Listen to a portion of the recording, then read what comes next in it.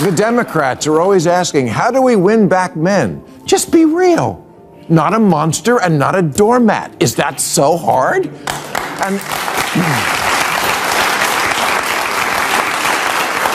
And as far as the last 10,000 years thing, well, who invented the wheel and figured out fire? I don't know. No one knows. Totally could have been a woman. And women throughout history undoubtedly would have contributed more if men had taken them more seriously, like those African-American math whizzes at NASA who helped put a man on the moon. But can't the pendulum ever land in the middle in this country? Can't we have something in between a complete who dares not open his mouth for fear of mansplaining and owning a tiger? It looks like Bill Maher's feud with Hollywood isn't ending anytime soon. This time, he's taking aim at one of Tinseltown's favorite trends, shaming men. These days, you can't watch a movie, TV show, or even a commercial without seeing traditional masculinity treated like something bad. But Maher isn't staying quiet. In a recent episode of his show, he called out Hollywood elites for their twisted portrayal of manhood, and he did it with his usual mix of humor and sharp criticism. Get ready, because this one's going to sting. Father's Day we just celebrated, the last one that takes place in a culture where dads have become such punching bags. Literally the last demographic group that TV, ads, and movies can still depict as clueless, useless dip. Basically just another child that mom has to look after. Every sitcom is, tonight on ABC, Larry burns down the house. And the tagline in the commercial for every household product is basically, because your husband is a moron. Moving in together. It's a big step. A test. A test that Jeff failed miserably. We've all seen those ads and TV shows that make your blood boil. They often show fathers as clueless, weak, or foolish. The kind of guy who can't change a light bulb without mom rolling her eyes or the kids making fun of him. It's not just insulting to men, but to the whole idea of fatherhood. This isn't just lazy writing. It's part of a larger cultural trend that tries to lift women up by putting men down. What's surprising is that even Bill Maher, a proud liberal, has had enough of it. When someone like Maher starts calling out Hollywood's bias against masculinity, it's a clear sign that things have gone too far. This trend started, but I'm going to blame the 1987 movie Three Men and a Baby.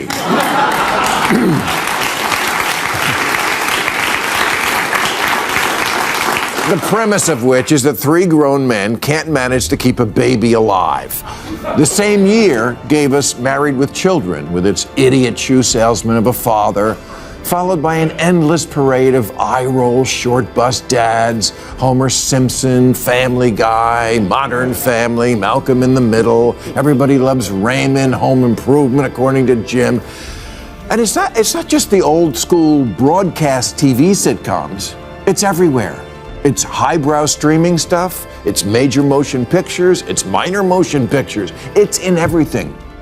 And look, I know, I don't have any kids. I made a different choice in life and decided to have money. It's both fascinating and troubling how kids are shown in today's movies and sitcoms.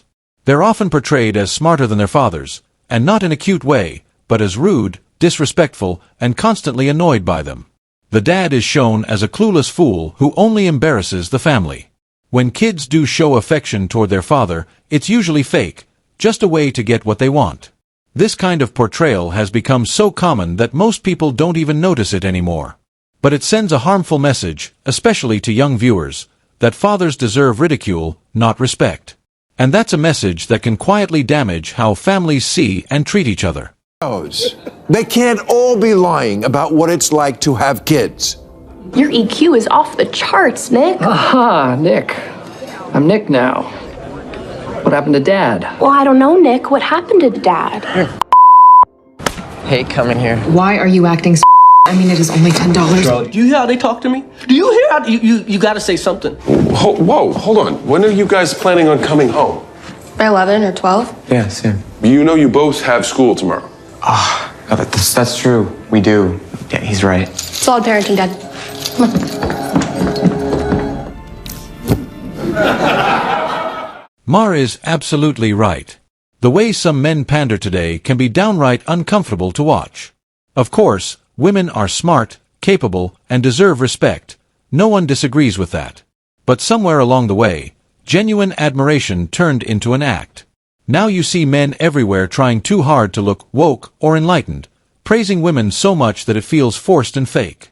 It's no longer about real love or respect, but about trying to earn approval or social points.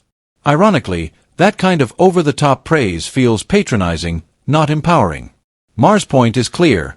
When admiration loses sincerity, it stops being respect. It turns into another form of manipulation dressed up as Trump. They think the rules don't apply to them. And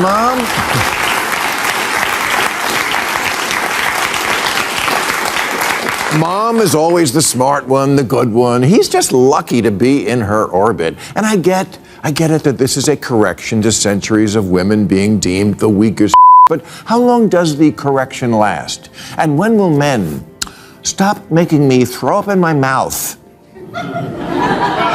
with the way they pander so nakedly? Ryan Gosling says, I think women are better than men. They're better than us. And Harry Styles' t-shirt agrees. Terry Crews believes it. He says women are smarter than men for real. Even Barack Obama says about women that what I can say pretty indisputably is that you're better than us. Really? Because I don't remember Michelle taking out bin Laden.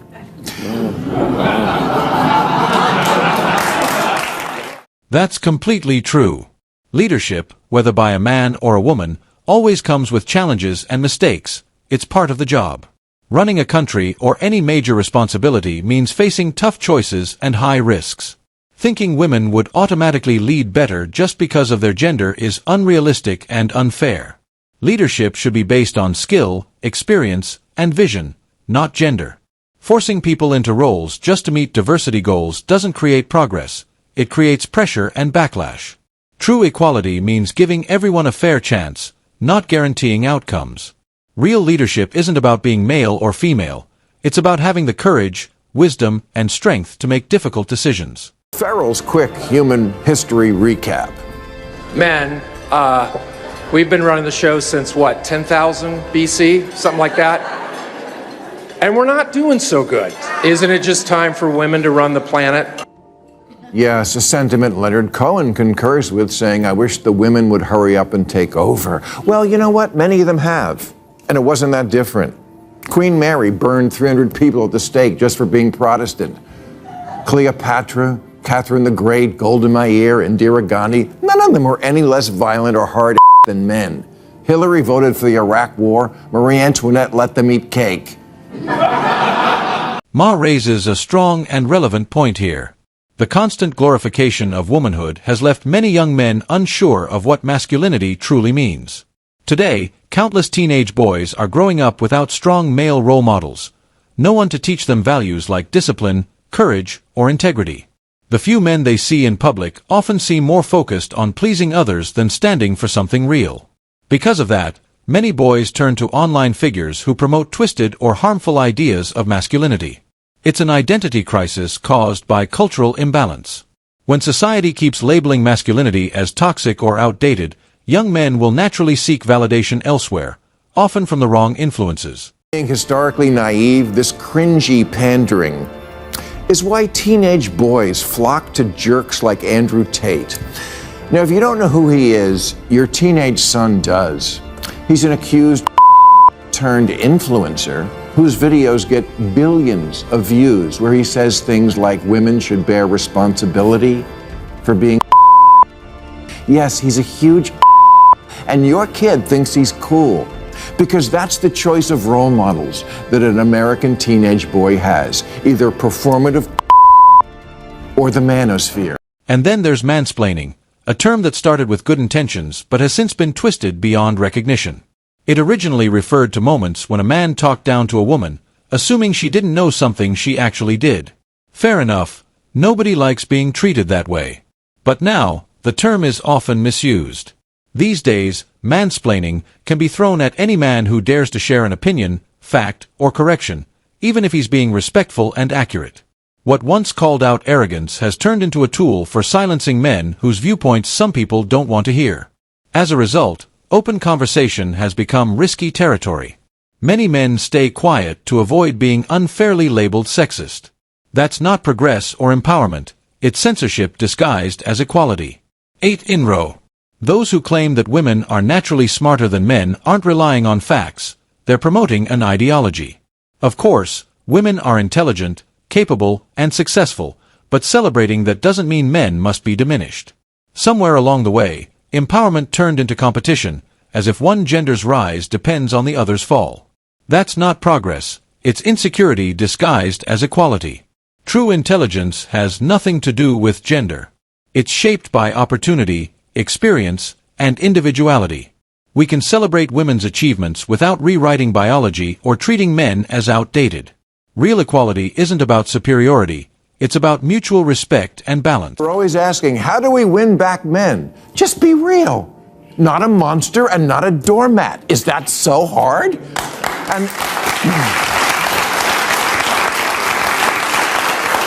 And as far as the last 10,000 years thing, well, who invented the wheel and figured out fire? I don't know. No one knows. Totally could have been a woman.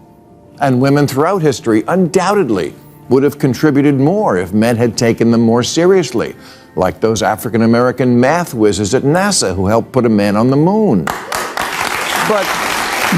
And that wraps up today's video.